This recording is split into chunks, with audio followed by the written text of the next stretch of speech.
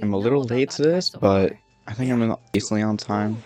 Only a few minutes. I'm actually really hyped for this. There is quite a bit that I'm actually really excited for. So I'm just gonna do my best to condense this down. Alright, so they just did a quick overview of all of the Nod Cry information, and now we are getting into not the trailer. We need captions for this. And also with Nod Cry, they seem to be changing their update names. So instead of 6.1, it seems to be Luna 1 instead. Alright, here we go. This is where our spaceship landed when Lumine and I first arrived into Vat. All I remember is Lumine waking me up and us leaving the ship. The wild hunt came. This is giving heavy Enkanomiya vibes, and already crazy lore drops. Look upon my flame. Return to your graves and forever rest in peace. Be silent. To dust. The long sleep beckons. Viewing the world through human eyes is like looking into a kaleidoscope. It is so complex and yet so beautiful. Ad Astra Abasask. Welcome to Not Cry. Dominion of the Fatigue. Quite a shift from the Flinch trailer, and they brought Dory back. That's a choice. Sincere apologies. I am unable to come down and greet you at the present moment. I will have to converse from up here. Help with anything at all? After all, Alright, here's the second character that's being added, Ino. From what I heard, she's actually quite bad, but I think I will have to build her for my All Hate Them team if I want to get Lauma as well. Follow me and bask in the soft light of the moon. Forest, protect us for the everlasting forest. And there's Columbina. I think that's the statue of the Seven. Nod Cry looks insane so far. The amount of variety, even more than Natlan from last year. Holy, so it seems we have a war against the Fatui. So first impressions from that trailer, this definitely looks the craziest Genshin has ever looked. Also first redemption code there, Luna 1 or Luna I 0910. So there's a quick start for the new Archon quest, and it looked like there was 620 Primo Gems just for completing it. So these are the new Sealies, I think. You can actually like turn into them, and wow, the exploration right there looked kind of insane. And also the first town, the Nasha town, is a very steampunk heavy theme. You can see right here. New weapons that we can craft. I have no clue how any of them work. I'll be finding out later, probably today, just to make a video on them, see if they're actually worth making. Alright, it looks like we have some elemental animals. There was a Electro one, I think that was Animo, I'm not sure. And also a new puzzle system. So some of the Nod Cry characters won't actually have visions, but instead moon wheels, which is what Inefa actually has. So I'm guessing the characters with the moon wheels will have the lunar reactions. This is a really cool feature. If you have Lauma in your party and you equip her, like animals in the region she's from will give you free stuff or benefit you. Also, Lauma has the talent which shows the local specialties. Alright, and it seems what I said earlier about the moon wheels was true, because Lauma does have a moon wheel and she can activate the lunar bloom. She definitely seems like a strong support character, with her skill decreasing elemental resistance and then her burst buffing the new bloom damage and such. Oh, that is actually really cool. So just a few seconds ago with Flims, when he's out in the party in his area, you can actually understand what the new zombie enemies are actually saying, compared to if you don't, it's just like gibberish you don't understand. And he definitely has one of the coolest burst animations in the entire game. And 6.0 or Luna 1 will have Act 1 and Act 2 of the Archon quest. And it seems with the new Archon quest, they are changing up the way they do the story, and they're interlinking some of the character story quests into the Archon quest. Which does make sense now that I realize it, because the 620 Primo Gems from completing the Archon quest, the extra 120 from the 2 5-stars from their story quests. Interesting, so Columbina, ranked 3 in the Fatui, left the Fatui, and is now hiding in Nod Cry. and that's where she's actually located, and she was already worshipped there before joining the Fatui. Yeah, so here it is, the 500 Primo Gems, and then the 60 from the 2 quests. There's now sigils for each area. Well, it's the same sigils, but they're for the different areas. I think that'll be very nice for if you explore one area at a time. You'll be able to max out stuff easier, how much you need to get per area. So there's going to be mini quests with Columbina, because she has her own special area. And also with the characters, they're going a lot more into world building and character development, it seems, because you can actually just find the characters in the region. Also, Phase 1, just out of nowhere, Lauma and Nahida, and the Chronicle Wish as well with Dio, Alhaitham, Wanderer, Sino, Nilu, and Tignari, and their weapon banner, of course. I was expecting Lauma to be, well, hoping Lauma would be Phase 2, but this is her catalyst. Looks actually pretty cool. It does remind me of the donut a little bit. And then Phase 2 is Flynn's and Yelan, as well as Ino, so I will have to pull in both versions, I'm guessing. So me myself, I'll probably be going for Lauma and Yelan. Ooh, I could go for Nahida as well. I think Nahida's better, but I do want to get some of the newer characters. I'll just have to wait and see though. Also 2 new artifact sets. And if I want Llama to be better or just to help me build my Alhaitham, I do need to farm a completely new artifact set. So I'm actually not sure. I did not expect Nahida and Yelan as well to be re-ran here. Angelina, can we talk now? Alright, here is redemption code number 2. So, Llama, Nodcry, Flynn's for another 100 primos. Here's the new area, another exploration reward, so this seems to be consistent. They better add a ton of Primo Gem rewards with the new banner, a Chronicle Wish, and 2 new 5 stars. So, hopefully the rewards are good for this anniversary, but I guess we'll have to see.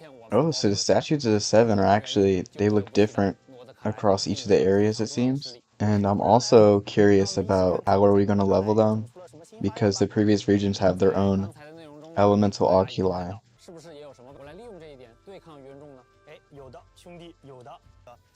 New energy in Nodcry. It looks like you get new abilities and stuff when you collect it, and it allows you to explore easier or counter the region-specific enemies. You can actually turn into the Fatui cleaning robots, so with the new Fatui area, which was shown earlier, you can go inside it and fight them, or you can go inside the vents and stuff. This actually looks really cool. So as you're invading, there's a countdown which spawns in other enemies. So this Wild Hunt area is where the Abyss is located in Nodcry. So I wonder if this is going to be similar to the Withering Zones in Sumeru, where you can actually slowly clear it all out. Here are the more enemies, the elemental ones. So there's a Cryo, Electro, and Anima one that's been seen. And then there's a Dendro version that's actually a boss. So the chicken robot boss will probably be for Flynn's and Ino. This one here. And then the Dendro one that was just shown will most likely be for Lauma. So here are the major events. There's one with Ino, an artifact event, and a couple smaller just random events. Double artifact drops is going to be so nice. Getting 4 to 6 from 1 condensed is going to be very good for building up new characters. Local legend bounties, it seems, which give more Primo Gems, as well as these avatar frames, which is also something new. And there's also an even more difficult mode that's being added to the theater. 28 characters at the minimum. I'm guessing at least level 80 or so. You can also trade these new collectibles in the theater. Now we have new trails for Nahida and Yelan. And there's a new, well, the repeat of the music events. A new TCG update, if anyone even still plays this. Any Traveler's Tales is now a permanent event. This is something I actually don't think I've done in the past, but this actually seems like a really nice addition. You can actually go and just meet the characters in the open world, which is something that I've wanted since day one, since I started playing. It's just like after the quest, you don't really see them in the world, but now it seems to be a permanent thing, and there's a bunch of characters. Whoa, hold on, what was this? Your wish has been passed on, so you can wish for the characters that you want to meet as well. So, I don't know if I understood that right, but they might have just fixed rerun problems. You can just choose who you want to. I don't know, that doesn't seem right. But we'll just have to wait and see for when the update actually drops. Here we go, we're going into the rewards of the anniversary.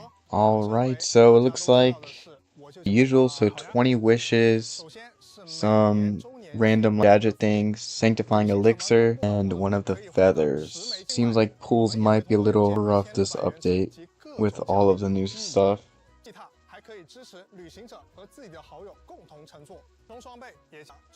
And also the free standard 5-star, and you also get some of the rewards, well, some of the ascension materials for the character as well.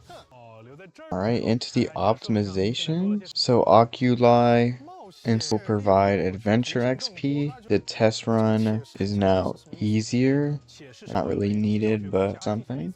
So we already have the character and we've done their trial before. You can just auto claim. And now on the premium side, you can get local specialties from the battle pass. So they're reducing the difficulty of co-op. And now they're going over the issues that older players have. These fixes or optimizations should be quite a bit better.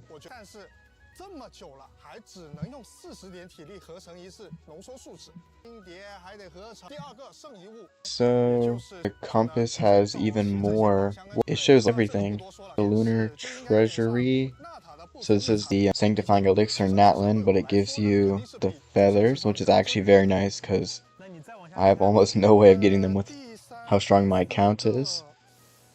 So with the artifacts as well, if you have a 3-roller at level 0, it'll show you the hidden 4 stat, which is very nice and will save a ton of artifact XP over time.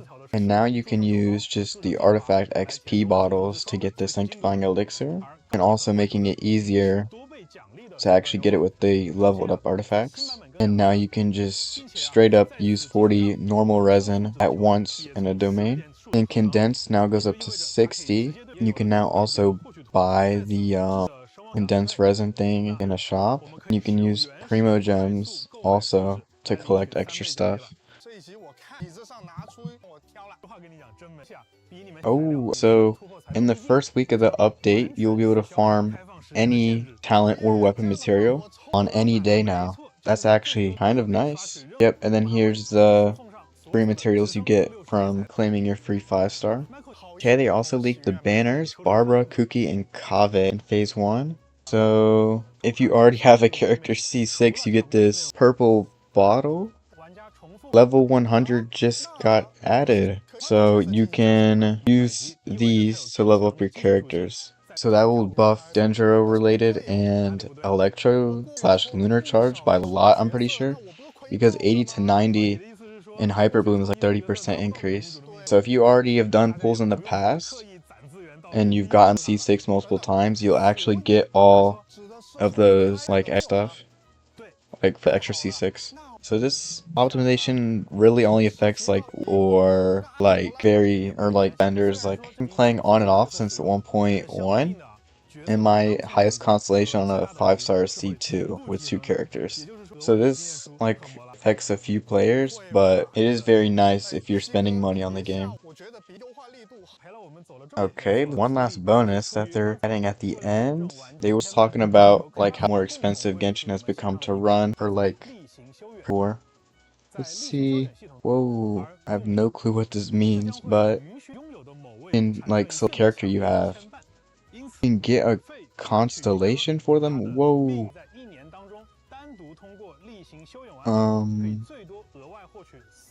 So this goes up to Sumeru. 4? So you can get 4 constellations, or is it 1 constellation for 4 characters? And then also you get an elixir and a feather just from this. Okay, and the final redemption code, High Five Traveler. So it has all the Archons and Columbina in the background as well. Okay, so I think that is just about it for the special version, and I'm really curious about this.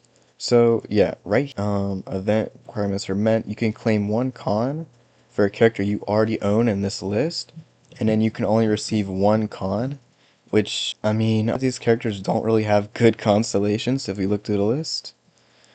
Hu C1 is good, so if you have Hu Tao, like C0, that's definitely a big one.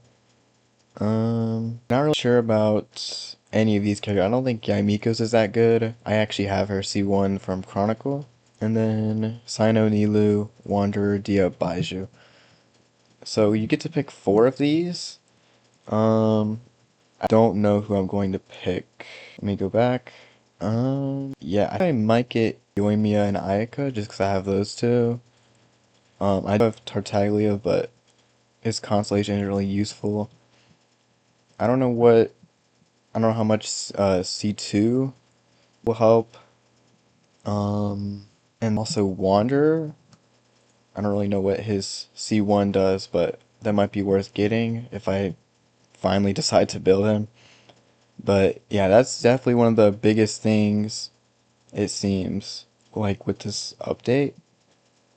So if we go back here, complete adventure encounters to reach the daily training goals. Every week you can get 5 to weekly training goals.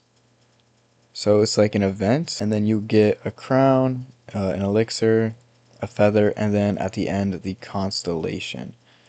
So that's definitely quite big. And then also the extra like levels. You have a C6, which is a lot, but yeah. And then the anniversary rewards, same as last year, except we have the feather, and we have 2 different gadgets, of course. And then back to the banners, phase 2 of Yelan and Flynn's. So if I do pull it, it'll probably be Yelan. And phase 1 being Lama and Nahida. I actually don't know who I'm going to go for yet. We'll just have to see, but I definitely want Yelan just to buff my Ayaka team. And then the Sumeru Chronicle Wish. So, I'll Hate Them is still good. He's going to get power crept with the new Dendro character, I'm guessing. And yeah, other than that, I don't really think the characters are that great in this selection, but still like decent overall. And then the weapons I think are actually quite good. Lo-Fi, he is not great for that many characters, but the Claymore, the Polon, these are both good. So it's like okay. I'll be more in detail on all of the banners in future videos. But yeah, I think overall, like this patch looked like to be the best patch I think we've ever seen. So I think this is gonna wrap it up. I do need to make a video going over like the banners and stuff. And yeah, hopefully Naut lives up to the expectations that people have for it.